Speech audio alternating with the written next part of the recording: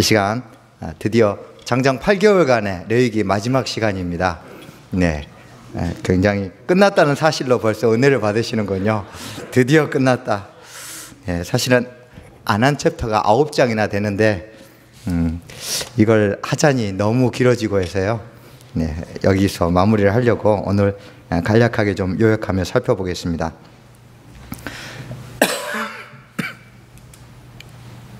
네, 레위기 11장부터 15장까지는 소위 말해서 정결법에 대해서 다루고 있고, 그리고 18장부터 20장까지는 성결법에 대해서, 사회윤리법에 대해서 다루고 있습니다. 그래서 이러한 것들을 통해서 우리 삶에 주시는 메시지, 교훈을 함께 살펴보도록 하겠습니다. 먼저 정결법의 첫 번째 레위기 11장입니다. 11장은 정결한 생물과 부정한 생물로 나누었습니다. 그런데 학자들이 아무리 찾아도 도대체 공통점을 찾을 수가 없습니다. 그리고 왜 이렇게 나누는지 알 방법이 없습니다. 그래서 결론은 뭐 이런저런 여러 가지 이론이 있는데 모른다가 답입니다. 그냥 하나님이 알아서 정하셨구나. 네. 그런데 보다 보니까 11장에 재밌는 게 하나 나오는데요. 초식동물 중에 주로 정결한 짐승은 이 반추동물이 굉장히 많습니다. 그래서 여러분, 이 반추가 우리가 알고 있는 묵상하고 굉장히 깊은 연관이 있습니다. 우리가 구약성경을 읽다 보면 하나님의 말씀을 묵상하라, 하나님을 묵상하라, 이런 단어들이 많이 나오죠. 우리도 평소에 많이 이제 아침에 큐티도 하고 묵상하는데 주로 우리가 어떤 묵상을 합니까? 네, 우리는 눈 감고 이렇게 지그시 또는 허공을 바라보고 이렇게 생각하죠.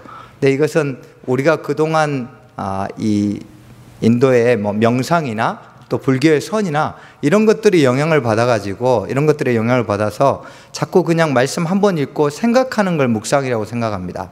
근데 이 반추라는 단어에서 묵상이라는 단어가 파생됐습니다. 그래서 우리 잘 알고 있는 시편 1편 2편에도 주야로 여호와의 말씀을 묵상할 때 이 묵상도 작은 소리로 계속 중얼중얼 거리다예요.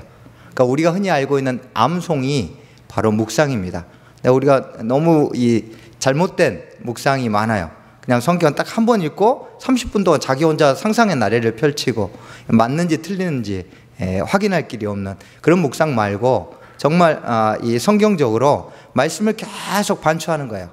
이렇게 이쪽에서 한번 씹고 또 이쪽에 씹고. 근데 우리는 보통 아침에 하고 끝나버리잖아요. 근데 아침에 한번 보고 또 점심 때 그 말씀을 다시 한번 암송해 보고, 이렇게 하루 종일 그 말씀을 계속 곱씹고 되뇌이고 중얼중얼 거리면서 암송하는 것, 이게 성경적인 묵상입니다. 그래서 이런 재미있는 반추동물만 해서 또 살펴볼 수 있었습니다. 자, 레위기 11장에서 이런 공통점을 찾기는 어려운데 딱 하나 아주 중요한 부분이 하나 있습니다. 바로 접촉입니다. 자, 구약에서는 거룩하고 부정결하고 만나면 누가 이길까요? 부정결이 이깁니다. 그래서 거룩이 침해를 당해요. 부정결이 승리합니다. 그래서 항상 구약에서는 거룩한 사람들이 어떻게 돼요? 피해 다녀야 돼요. 사체를 밟을까 봐 조심해야 돼요. 늘 자기를 격리해야 돼요. 왜? 접촉하면 지니까. 늘 부정한 것이 침투에 들어오기 때문에 구약은 계속 차단하는 겁니다. 격리하는 겁니다. 그래서 자기를 내적으로 지키기 위해서 외부로부터 최대한 격리하는 거죠. 그런데 신약에서는 거룩과 부정결이 맞붙으면 누가 이깁니까? 거룩이 이깁니다. 그러니까 같은 접촉인데 구약과 신약에 이 완전히 반전이 이루어지죠. 그럼 왜 구약에서는 거룩이 졌는데 신약에서는 이길까요? 거룩의 근원 대신 예수님이 계시기 때문에. 생명의 근원 대신 예수님이 접촉하니까 생명이 흘러가는 거예요. 그래서 모든 부정해진 것들을 다 정결한 것들로 바꾸어 버린 겁니다. 왜 구약에 있었던 제사가 신약에는 없을까요? 구약에서는 거룩과 부정결이 만났다가 거룩이 침해를 당하면 이 거룩하지 못하고 부정결해진 사람을 회복시켜야 되는데 그 수단이 제사법입니다. 그래서 구약은 제사가 필요한 겁니다. 그런데 오늘날 신약은 예수님과 믿음으로 접촉만 되면 바로 정결해지기 때문에 제사가 필요 없는 거죠. 이런 접촉의 원리 때문에 신약에 와서는 우리가 더 이상 제사를 지낼 필요가 없는 거죠. 왜냐하면 오히려 우리가 접촉하면 거룩을 전념시키는 거기 때문입니다. 그래서 신약시대 보면 예수님께서 나병 환자를 또 나인성 과부의 아들을 다 접촉을 통해서 살려내셨죠.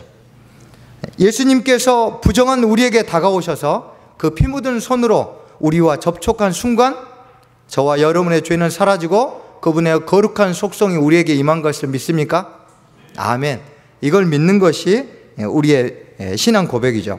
그래서 예수님과 접촉한 사람은 반드시 거룩해집니다. 예수님과 접촉할 수 있는 유일한 방법은 믿음이란 파이프를 통해서 접촉할 수 있습니다.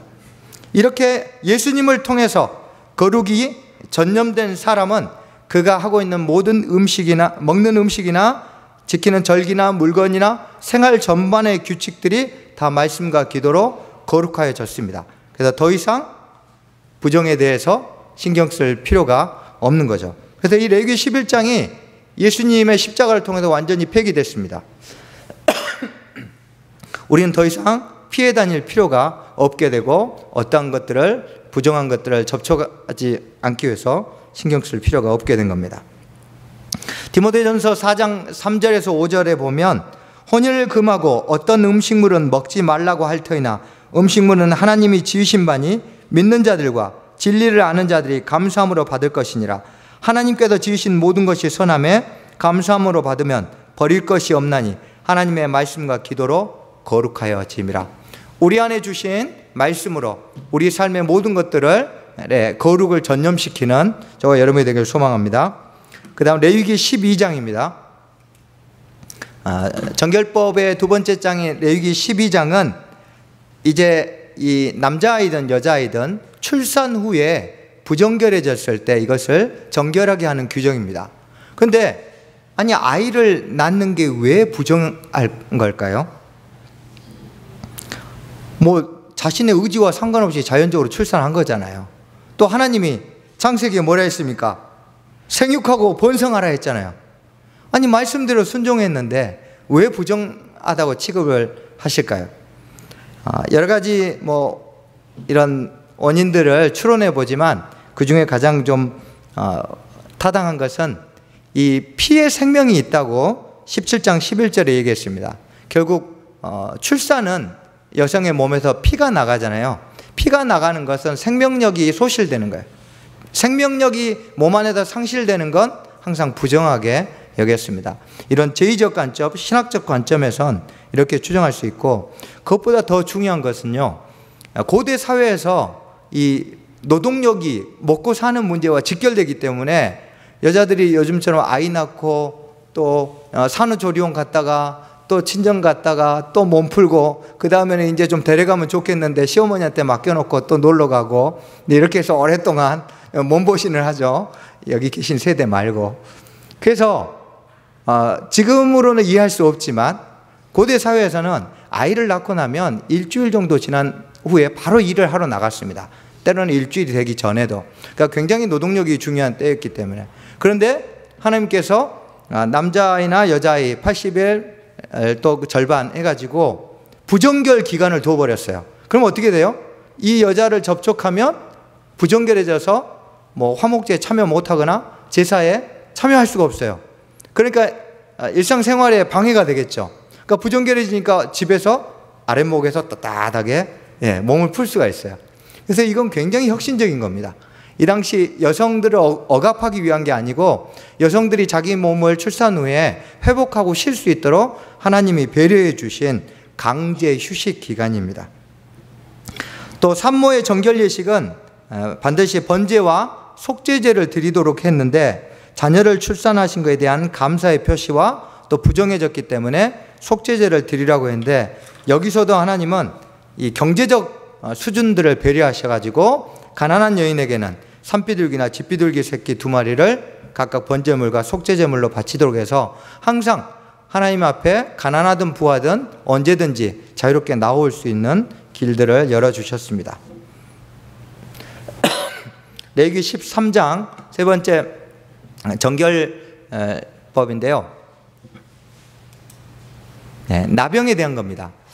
그 번역의 오류를 좀 먼저 잡아야 되는데, 나병이라고 번역한 이 차라트라는 단어는 정확하게 말하면 벽이나 물건 및 사람에게 피는 곰팡이, 악성 곰팡이를 뜻합니다. 만약에 사람에게만 하면 그렇게 할 수 있지만 사물이 어떻게 나병, 한센병에 걸립니까? 그래서 나병이라고 번역한 것이 좀 문제가 있습니다. 그래서 악성 곰팡이라고 생각하시면 됩니다. 사람의 피부에 나와 있는. 근데 대체적으로 공통점이 만성 피부병보다는 갑자기 이렇게 나는 경우가 많습니다.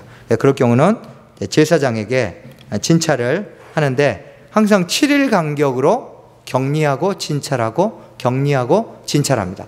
그래서 이 일주일 패턴으로 제사장이 진찰을 해서 그 과정을 통해서 사람의 경우 진 밖으로 보내기도 하고, 또 다 나으면 털을 밀어서 정결 예식을 치르게 하기도 하고, 또 집이면 벽을 허물기도 하고 의복은 빨기도 하고 해서 7일 간격으로 처리를 합니다.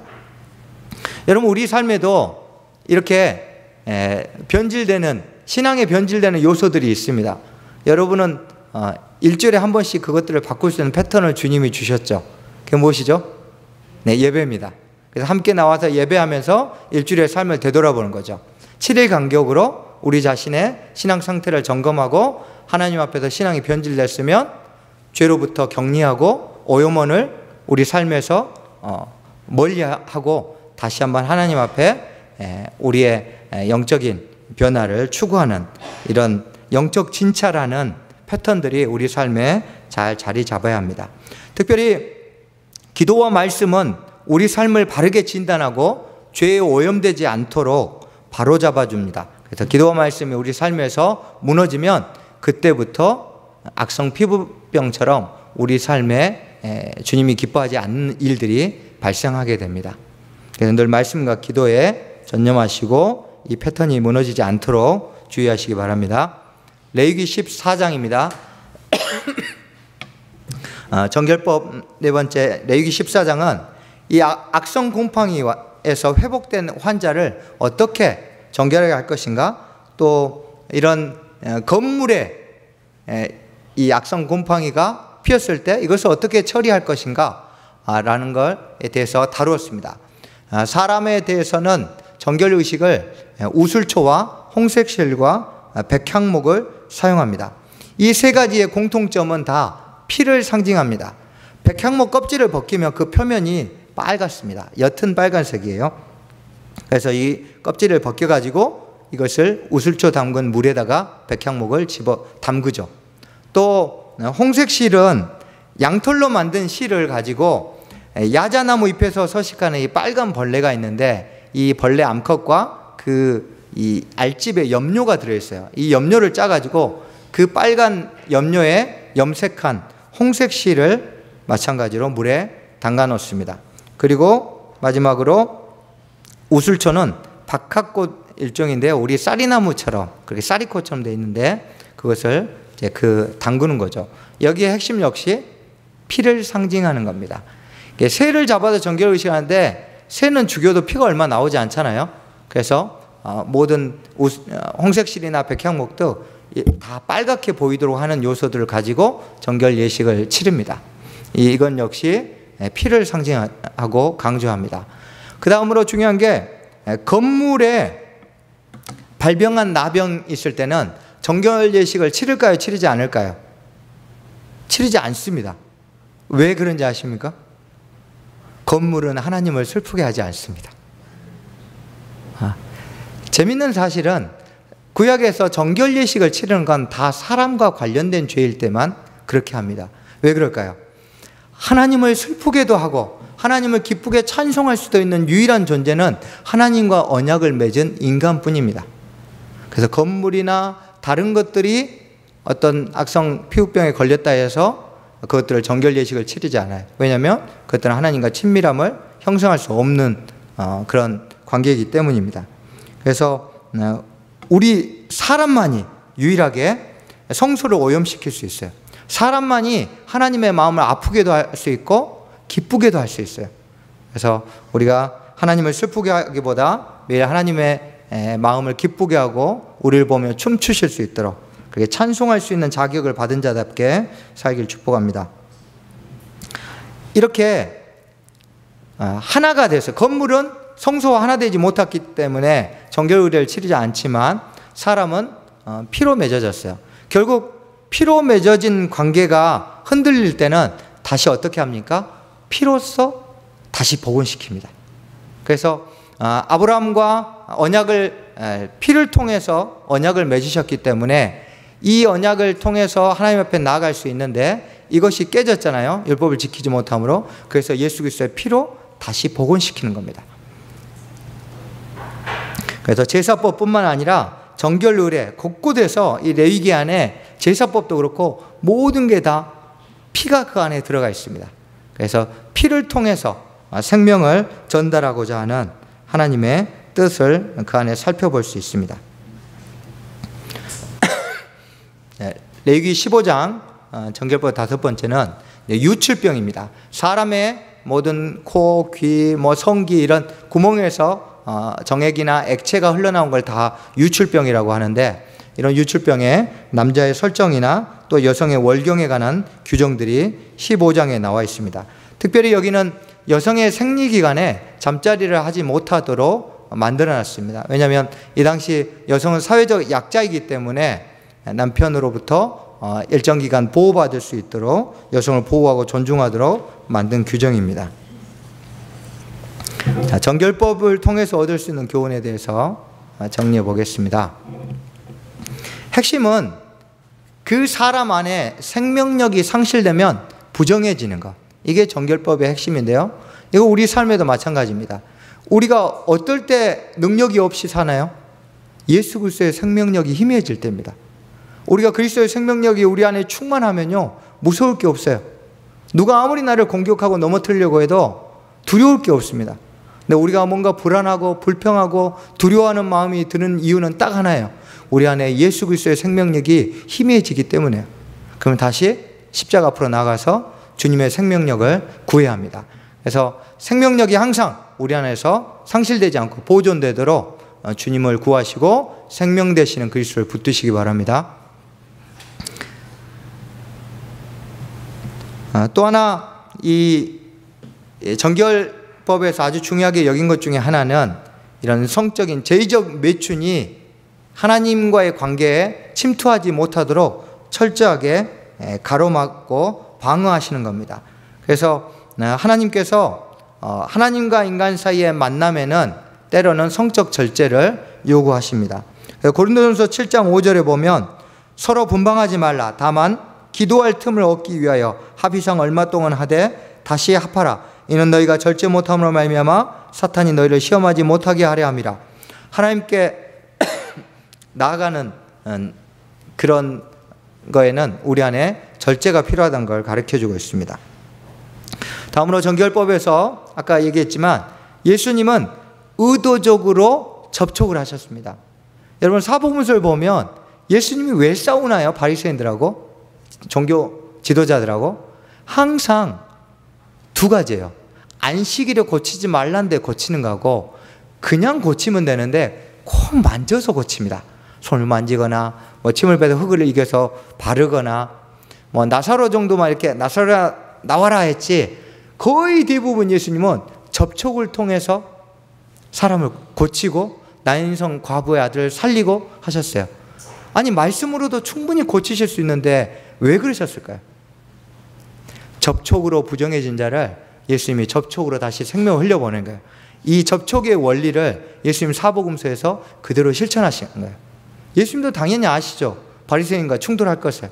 그럼에도 불구하고 자신 안에 있는 생명력을 접촉을 통해서 흘려보내서 질병을 치유하고 또 구원의 길을 알려주시려고 일부러 의도적으로 만지시고 접촉하신 겁니다.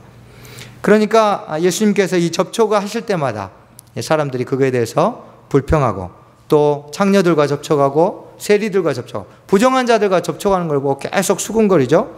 그래서 늘 이 접촉을 통해서 부정해지는 것을 두려워하는 이 병적인 수준의 바리새인들과 자주 다퉈요. 예수님은 뭐예요? 이제 내가 왔으니까 더 더 이상 부정한 접촉으로부터 두려워하지 말라 이건데 계속 그것을 받아들이지 못하기 때문에 겉과 속이 다른, 잔과 대접의 표면처럼 깨끗한 것과 속은 더러운 완전히 다른 위선적인 삶을 사는 자들이라고 바리새인들을 책망하시는 거죠. 우리 삶에도 예수님과의 접촉을 통해서 거룩한 삶을 유지하려고 해야지, 우리 스스로가 뭔가 구별하고 우리의 의지력으로 접촉을 차단해서 죄에서 승리하려고 하면 그건 역시 우리가 바리새인들처럼 살려고 하는 그런 길을 걷는 동일한 자가 될 수밖에 없습니다. 정결법의 최종 목적은 거룩함입니다. 신약 성경에서 뭐 어떤 음식은 취하지 말라, 만지지 말라 이런 것들이 모두 다 폐기됐지만 이 본질적인 취지는 계속 우리 가운데 흘러옵니다. 구약시대 사람들은 율법에 매여서 율법을 지키려고 노력했지만 우리는 이제 은혜의 매인 자들이잖아요. 그렇기 때문에 당연히 거룩한 삶을 살아야 됩니다. 그래서 신약 성경에서 우리가 이미 그리스도를 통해서 거룩해졌지만 굉장히 많은 구절에서 우리 안에 거룩함을 유지하고 거룩함을 지향하라고, 그런 삶을 추구하라고 권면하고 있습니다. 보이시나요? 네. 베드로전서 1장 15절 16절에 오직 너희를 부르신 거룩한 이처럼 너희도 모든 행실에 거룩한 자가 되라. 기록되었을 때 내가 거룩하니 너희도 거룩할지어다 하셨느니라. 고린도전서 3장 16, 17절인데요. 보시면 같이 한번 읽겠습니다. 너희는 너희가 하나님의 성전인 것과 하나님의 성령이 너희 안에 계시는 것을 알지 못하느냐? 누구든지 하나님의 성전을 더럽히면 하나님이 그 사람을 멸하시리라. 하나님의 성전은 거룩하니 너희도 그러하니라. 하나님의 백성으로서 거룩함을 추구하는 삶을 사십시오. 왜 그렇게 해야 되냐면 우리가 이미 예수님을 통해서 거룩함을 갖고 있지만 우리가 계속 거룩함을 추구하는 삶을 살아야만 하나님이 우리를 귀한 그릇으로 사용하시기 때문입니다. 디모데후서 2장 21절에 그러므로 누구든지 이런 것에서 자기를 깨끗하게 하면 귀히 쓰는 그릇이 되어 거룩하고 주인의 쓰심에 합당하며 모든 선한 일에 준비함이 되리라. 많은 그리스도인들이 큰 그릇이 되기를 소망합니다. 내가 하나님께 크게 한번 쓰임받으리라. 아니요, 큰 그릇보다 깨끗한 그릇이 필요한 시대입니다. 작지만 주님께 꼭 요긴한 거룩하고 깨끗한 그릇이 되기를 축복합니다. 다음으로 레위기 18장에서 20장입니다. 좀 간략하게 살펴보겠습니다. 먼저 18장은 근친혼에 대한 금지 규정입니다. 이 당시 오늘날에는 많이 몇몇 국가 외에는 이런 근친혼들이 없지만 굉장히 근친혼들이 성행했습니다. 오히려 로마 같은 경우는 일부러 왕족끼리 결혼시키고 이 당시 상류층 같은 경우는 순수 혈통을 보존한다고 대부분 사촌 내에서 결혼시켰고 남매 자매 사이에도 결혼을 많이 시켰습니다. 그래서 이런 근친혼에 대한 엄격한 금지 규정을 이야기하신 겁니다. 단 예외가 있는데 자손의 대를 잇기 위한 고엘 제도는 하나님께서 허용하셨습니다. 또 18장에 보면 우상에 대한 경고가 꾸준히 나오는데 우상 제사 역시 성적인 행동과 항상 병행되기 때문에 동반되기 때문에 성적인 문화와 관련이 있기 때문에 경고하셨습니다. 레위기 20장은요, 지금 레위기 18장과 20장이 18장은 성적인 죄, 20장은 그거에 대한 형벌, 그리고 19장이 가운데 사회적 약자에 대한 배려, 이렇게 쌓여 있어요. 그래서 18장을 보고 그 다음 20장을 보는 겁니다. 레위기 20장은 몰렉에게 자녀를 바치는 행위를 금지하는 겁니다. 예전에 한번 제가 5주차인가 6주차 때 다뤘던 것 같은데, 이 염소머리를 하고 이렇게 기마자세를 하고 있는 그 염소 신 다리 사이에 항아리가 놓여 있습니다. 그 항아리에 장작을 넣고 불을 떼요. 그리고 아이를 묶어서 이렇게 손을 받치고 있는 그 염소신 손 위에다가 아이를 올리면 그 뜨거운 불에 아이가 타서 죽는, 이게 자녀를 불 가운데 지나가게 하는 몰렉 제사입니다. 근데 이것이 굉장히 이상했고 나중에 사무엘상하 열왕기상 쭉 읽어보면 굉장히 근절되지 않는 두 가지가 산당 제사하고 몰렉 제사입니다. 자녀를 바치는 것. 왜 이렇게 자녀를 바칠까요? 여러 번 말씀드렸지만 이 당시 고대 근동 신들은 평소에는 잠을 잡니다. 별일이 없을 때. 그래서 잠자는 신을 깨우는데 가장 좋은 두 가지가 성행위를 하는 것과 자녀를 바치는 거예요. 그래서 최후의 수단으로 가뭄이 들어서 먹고 살 게 없거나 이런 자기의 어떤 것들을 이루기 위해서 자녀를 바치는 이런 행위들을 했습니다. 결국 생명을 마음대로 하나님 주신 자녀를, 의탁하신 자녀를 마음대로 취급하는 것에 대해서 금지하는 규정을 하셨고, 그리고 마술 또 접신술 이런 여러 가지에 대한 금지 규정들이 있습니다. 재미있는 건 이 당시 사람들이 굉장히 점을 많이 봤습니다.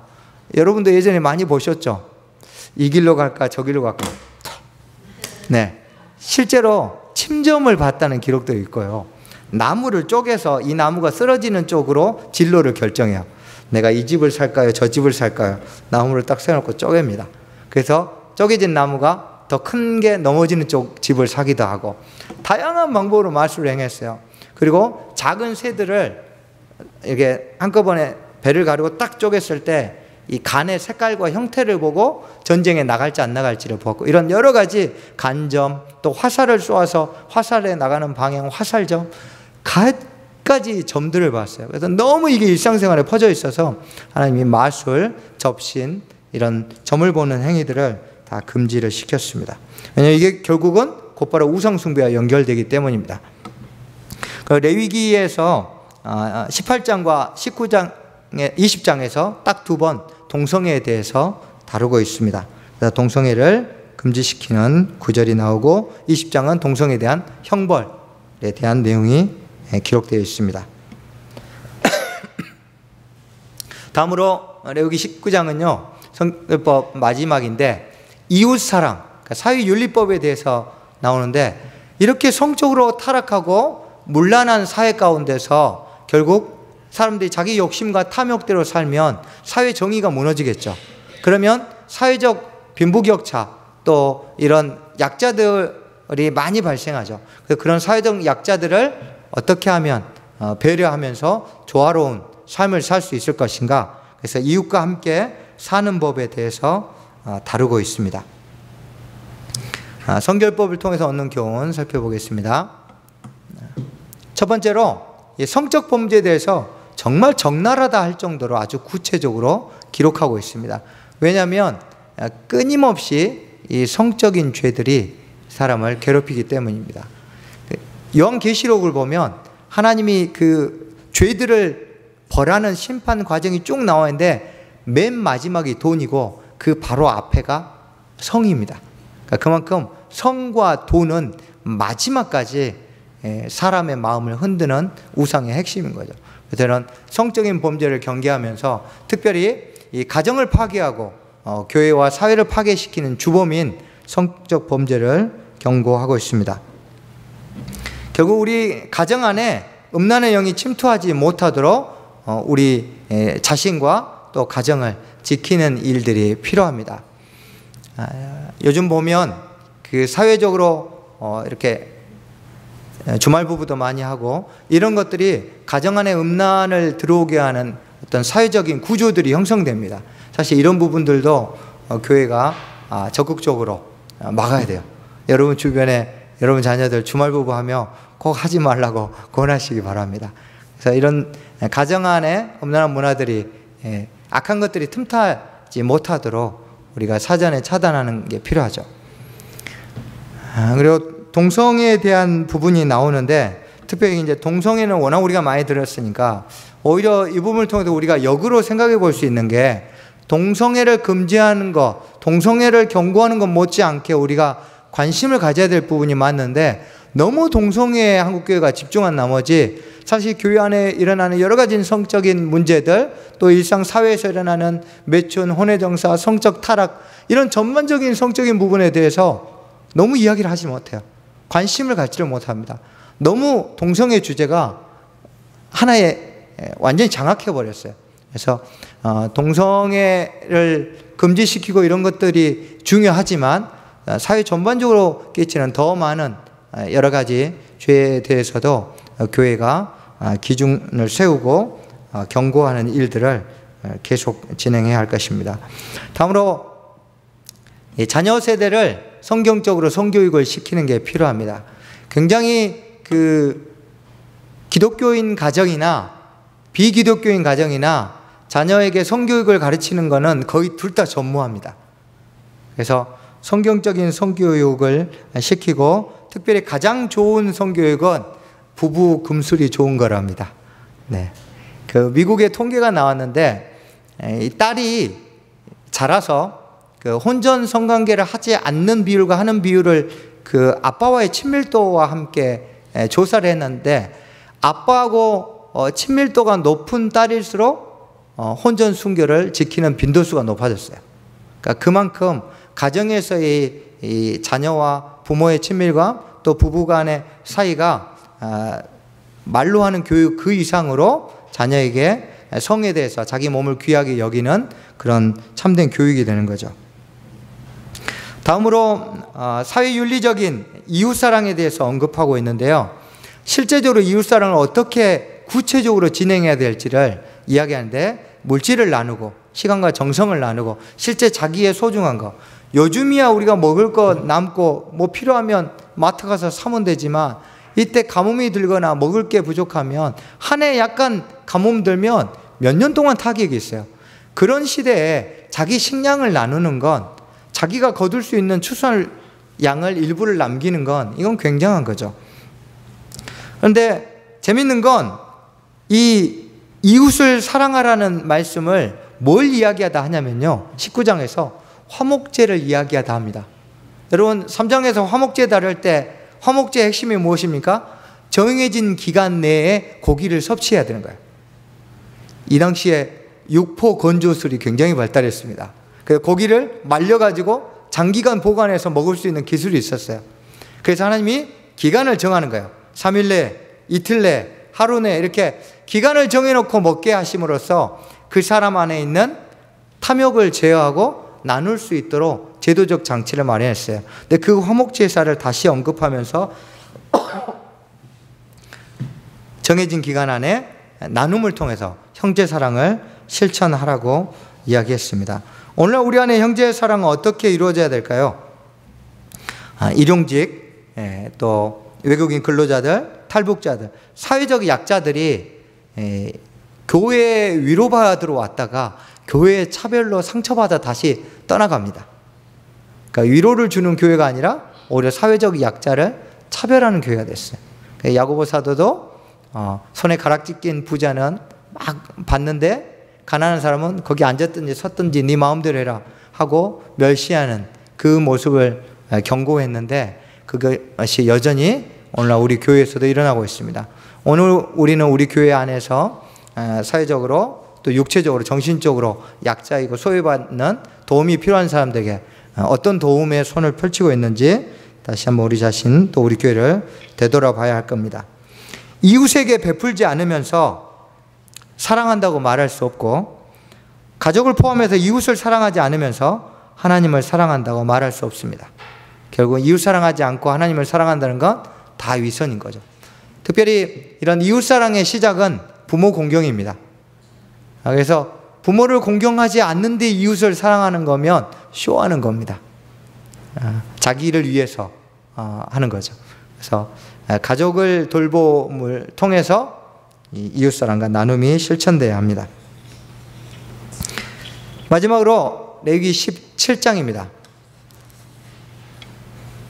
유대인들은 이 어떤 책을 쓸 때 구조적으로 그 교차대구법이라는 수사법을 쓰는데, 가장 중요한 것을 중앙에 놓습니다. 여기도 보면 17장 가장 중요한 부분을 17장에 배치했는데, 바로 주제가 피입니다. 그러니까 레위기에서 가장 중요한 게 무엇이라고요? 피예요. 딱 한 글자입니다. 레위기는 피가 너희에게 어떤 의미가 있느냐, 이걸 기억하는 거죠. 그래서 이 모델을 통해서, 피를 통해서 내가 너희에게 죄를 대속하고 생명을 흘려보내주겠다, 이것의 모델을 보여준 거예요. 그래서 앞에서부터 뒤에까지 다 피로 연결될 수 있습니다. 레위기 17장은 피의 의미와 기능에 대해서 설명합니다. 피의 의미는 곧 피는 생명이라 했습니다. 그리고 피의 기능은 대속입니다. 속죄입니다. 그래서 이 생명과 대속, 즉 생명에 잃는, 피를 흘리는, 생명을 파괴하는 일을 통해서 다시 대속함으로 생명을 살려주는 이 원리가 레위기 안에 들어가 있습니다. 자, 그런데 이 피가 기능을 발휘하려면 한 가지 전제 조건이 있습니다. 피를 흘리는 것과 또는 자와 또는 짐승과 그 대속의 효과를 보는 이가 하나로 연결되어 있어야 합니다. 그래서 레위기에서는 안수를 통해서 피 흘리는 짐승과 대속을 바라고 제사를 드리는 사람이 안수를 통해서 하나로 연결됩니다. 그럼 우리는 무엇을 연결할까요? 아까 말씀드린 것처럼 첫째는 믿음으로 예수님과 하나가 연결이 돼야 됩니다. 그리고 이것을 상징적으로 나타내는 게 주의 만찬입니다. 주의 만찬에서 우리가 포도주, 살과 포도주를 먹고 마시죠. 여러분, 우리야 지금 주의 만찬하면 그래 거룩한 마음으로 포도주를 먹어야지 이렇게 생각하지만 최후의 만찬 때 그 6월절 제사를 지면서 포도주를 4잔을 마시는데 빵도 먹고 갑자기 이게 내 피다 마시라 했을 때 이 제자들이 얼마나 충격이 컸겠습니까? 왜요? 이 피를 마시라고 하니까. 그런 문화 속에서 주님이 일부러 6월절에 제자들에게 말씀하신 이유가 있어요. 피 안에 들어있는 생명을 마시라는 거죠. 그리고 그것이 바로 내 안에 있는 생명이다 라고 예수님 말씀하셨습니다. 그래서 이렇게 말씀하심을 통해서 성경 곳곳에서 죄를 사하기 위해 피 흘림의 결론이 십자가다라는 것을 구약부터 쭉 말씀하고 계십니다. 그래서 그리스도와 하나로 연결되어야만이 예수 그리스도의 십자가의 그 피 흘리심이 우리에게 대속의 은혜로 나타나게 되는 겁니다.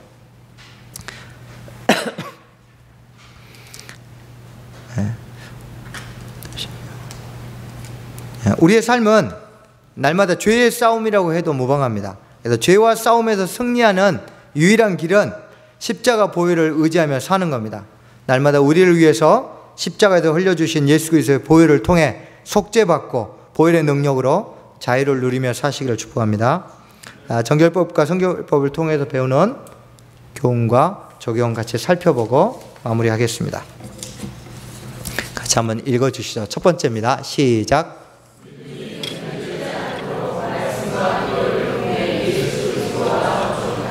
네, 우리가 너무 잘 알고 있는데요. 너무 간단한 원리인데요. 늘 여지 없습니다. 조금만 말씀과 기도가 게을러지면 반드시 믿음이 변질됩니다. 그래서 아주 기초적이고 쉬운 건데 안 하니까 문제죠. 이 패턴이 무너지지 않도록 하시고, 두 번째입니다. 시작. 네, 예수 그리스도의 생명력이 내 안에서 역사할 수 있도록 계속 그분의 활동력을 증가시키시고 성령을 통해서 우리 안에서 충분히 일하실 수 있도록 주권을 내어드리고 나의 모든 결정권을 내어드림으로써 그리스도의 생명력과 활동력과 능력이 내 안에서 역사하도록 계속 주님을 높여드리고 주님께 모든 것들을 내어드리는 삶을 사십시오. 세 번째입니다. 네, 성적인 죄로부터 자신과 가정을 보호하는 일은요, 나는 이제 괜찮아, 그런 사람 없습니다. 절대 죽을 때까지 우리 안에 경계해야 될 것이 돈하고 성적인 죄입니다. 다음입니다. 시작. 네, 하나님은 여전히 우리에게 네가 나를 사랑하니? 그걸 좀 보여줘 라고 말씀하십니다. 하나님을 사랑하는 가장 좋은 방법은 우리는 막 기도하고 찬송하고 이런 거라고 생각하는데요. 그것은 우리 안에 있는 믿음을 유지하기 위한 거고, 하나님을 사랑하는 건 반드시 다른 대상을 사랑하는 걸 통해서 표현돼야 합니다. 네, 부모님들 공경하고 우리 주변에 가까운 이웃부터 사랑하십시오. 자, 그 다음 마지막입니다. 시작. 보혈의 능력으로 죄에서 승리하라. 네, 우리가 평생 놓치지 말아야 될 건, 그리스도인들은 죄를 많이 안 지으려고 하는 것도 중요하지만 더 중요한 건 뭐예요? 한 번이라도 더 넘어지면 십자가로 다시 달려가서 보혈의 능력을 의지해서 죄에서 승리하는 거예요. 그러한 삶이 저와 여러분의 삶에 충만하기를 축복합니다.